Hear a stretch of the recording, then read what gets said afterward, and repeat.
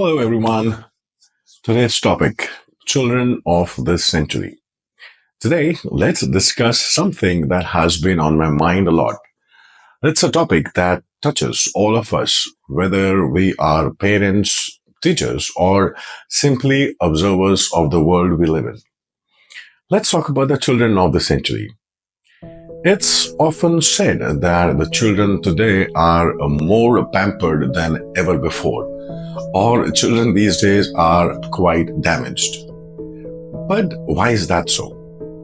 Why do we see such a massive difference between the children of today and those from just a few generations ago? To understand this, we need to take a step back and examine how our lifestyles, priorities, and cultures have shifted. Think about the past. Life was tough. There was no luxury or resource or time. A farmer would get up early in the morning before dawn, work in the fields all day, and return home exhausted. Fathers who worked in offices or factories would leave early in the morning and come back late at night. There was no time to sit with the children, watch TV, or take them out for movies. Children grew up early due to requirements. A village girl would take food to her father in the field. Such a small girl is of no use in the city.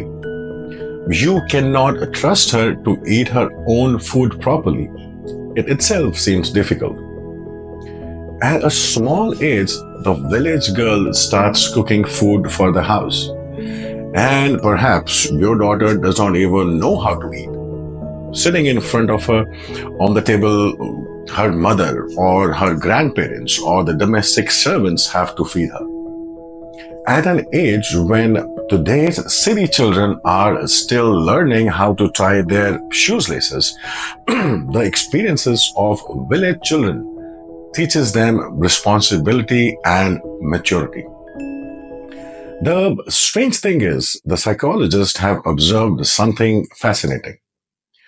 The concept of teens, or the teenage as we call, as we know it, today is a relatively recent phenomenon, emerging only in the last 100 or 150 years.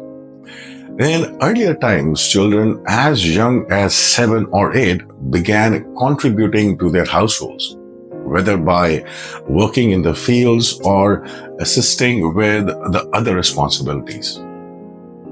Talking about today's time, we often see children totally dependent on their parents who are well into their 20s. That's the strange part.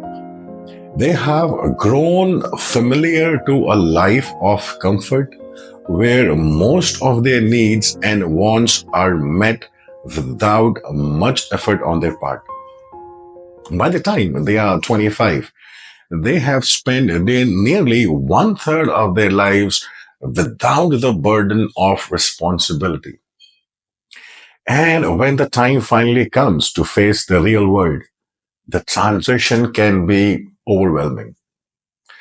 There's another factor here, prosperity.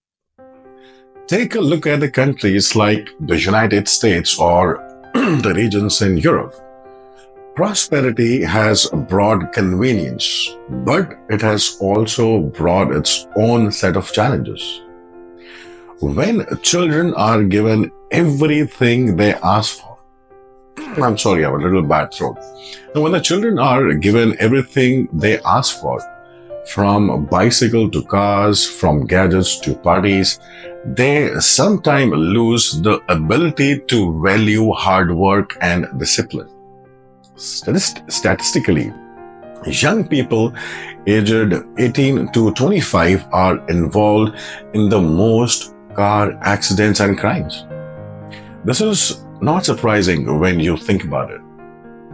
They have grown up with freedom and resources, but often without the structure of responsibilities that brings maturity. This will happen when there is nothing productive to do. For many, it leads to indulgence in unhealthy habits, endless hours on social media, substance abuse, or reckless behavior. Contrast this with the life of young adults in the past. By the time they were 18, they had already gained significant life experience. They had worked, faced challenges, and understood the value of responsibility. They were far less likely to make any kind of impulsive mistakes we see so frequently today. The irony is that in our attempts to give our children better lives, we have unintentionally deprived them from the very lesson that shape character. We focus much on their education and comfort, but what about the lessons of life? This overprotective upbringing does not just affect individual maturity, it spills over into relationships as well. A boy who has been pampered by his mother for 25 years might expect the same treatment from his wife. Similarly, a girl who has been adored by her father might expect her husband to fulfill all her desires. But when both the partner enter a relationship with high expectations and little understanding of compromise, conflicts become inevitable. The result? Frustration, disappointment, and an inability to navigate the complexities of adult relationships. So the question here is, where do we go from here? How do we strike a balance between giving our children a good life and teaching them the values that truly matters? Let's say first start giving them responsibilities from the very beginning, from the very early on. Let's involve them in household chores, encouraging them to take small risks and let them face the consequences of their own actions. Let them be responsible for their own actions. Second, let's set boundaries.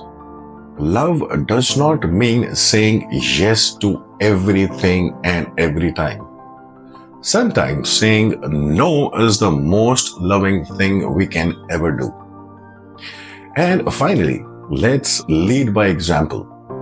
Children learn more from what they see than from what they are told.